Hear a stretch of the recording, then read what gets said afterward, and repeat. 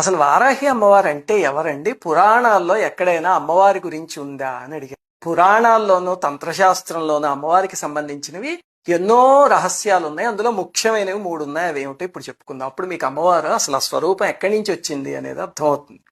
అన్నిటికన్నా ముఖ్యమైనది ఏమిటంటే బ్రహ్మాండ పురాణంలో లలితోపాఖ్యానము అని ఉందంటే లలితాదేవి చరిత్ర. మనం లలితా సహస్రనామంలో చదువుకునేది ఆ అమ్మవారి చరిత్రే కదా. ఆ అమ్మవారు భండాసురుడు అనే రాక్షసుణ్ణి నాశనం చేయడానికి ఆవిర్భవించారు. అమ్మలందరికీ మూలపుటమ్మ. అయితే దేవతలందరూ అమ్మ మేము కూడా మీకు సహకరిస్తాము అంటే, నాయన మీరు సహకరించలేరు, మీరెవరూ చేయలేరు ఈ పని, నేను నాలోంచే ఒక సృష్టిని ప్రారంభిస్తాను అని చెప్పి అమ్మవారు తనలోంచి ఒక సృష్టిని చేశారు. అప్పుడు అమ్మవారి హృదయంలోంచి బాలా త్రిపుర సుందరీదేవి పుట్టారు, చిన్న అమ్మవారు.